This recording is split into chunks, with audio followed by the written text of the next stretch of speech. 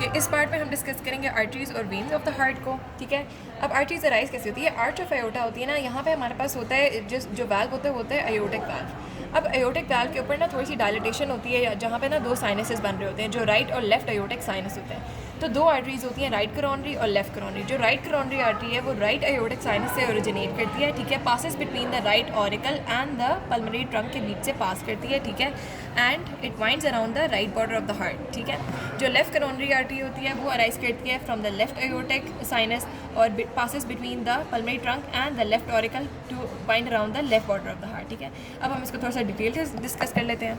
ठीक है, अच्छा, राइट करोनरी आर्टरी है ना, उसकी डिफरेंट ब्रांचेस होती हैं। जो मेन ब्रांचेस हमने जिसको डिस्कस करना है, जो आगे हमारे पास ऑस्पी और आगे स्टेशन वगैरह में पूछा जा सकता है। राइट करोनरी की ना ब्रांचेस होती हैं जो कि वेंट्रिकल को जाती हैं, इनको हम वेंट्रिकुलर ब्रांचेस कहते हैं। ठीक है, अब एक आपको ना ये देखें, जो मार्जिन तक ये एक लार्ज ब्रांच नज़र आ रही होगी। अगर हम मार्जिन पे देखें तो ये बेसिकली होती है राइट मार्जिनल आर्टरी। ठीक है, ये ब्रांच होती है राइट करोनरी की, एक ब्रांच है राइट मार्जिनल, जो कि यहाँ से राइट बॉर्डर से स्टार्ट होती है and continues up till the apex तक। ठीक है, तो इसको राइट मार्जिनल आर्टरी कहते हैं। अब थोड़ा सा हम अगर इसको पोस्टीरियर जाए तो हमारे पास जो राइट करोनरी है ना, उसकी branch it winds around the right border and at the crux of the heart पे ना हमारे पास ये एक ग्रूव होता है। ठीक है, पोस्टीरियर इंटरवेंट्रिकुलर ग्रूव के अंदर एक ब्रांच देती है पोस्टीरियर इंटरवेंट्रिकुलर आर्टरी। ठीक है, तो पोस्टीरियर इंटरवेंट्रिकुलर आर्टरी हमारे पास एक मेजर ब्रांच है। We have the right marginal artery and these are the ventricular branches. ठीक है,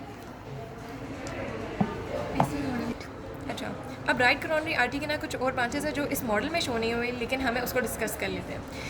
तो राइट करोनरी आर्टरी एक ब्रांच देती है जो हमारे पास ऐसे नोड होता है ना, जो हमारे पास सल्कस टर्मिनल, जो हम आगे फीचर्स में डिस्कस करेंगे जब हम एट्रियम के फीचर्स, इंटरनल फीचर्स को डिस्कस करेंगे।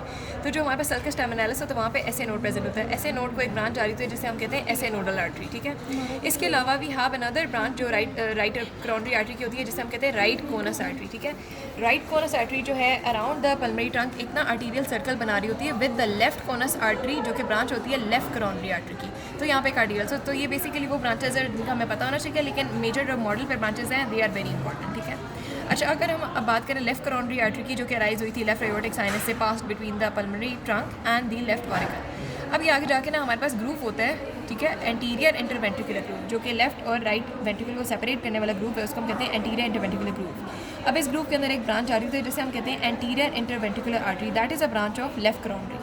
तो पहले एक ब्रांच देता है एंटीरियर इंटरवेंट्रिकुलर आर्टरी, और साथ में ही एंटीरियर इंटरवेंट्रिकुलर से हमारे पास एक ब्रांच निकल रही है जिसको हम लेफ्ट डायगोनल आर्टरी कहते हैं। ठीक है, अब ये जो हमारे पास जो है left coronary artery that winds around the left surface, और ये हमारे पास एक ब्रांच देती है जिसको हम सर्कमफ्लेक्स आर्टरी कहते हैं। ठीक है, सर्कमफ्लेक्स आर्टरी होती है एंड ये हमारे पास जो है आगे एक ब्रांच होती है जिसे हम कहते हैं सर्कमफ्लेक्स के बाद एक लेफ्ट डायगोनल आर्टरी।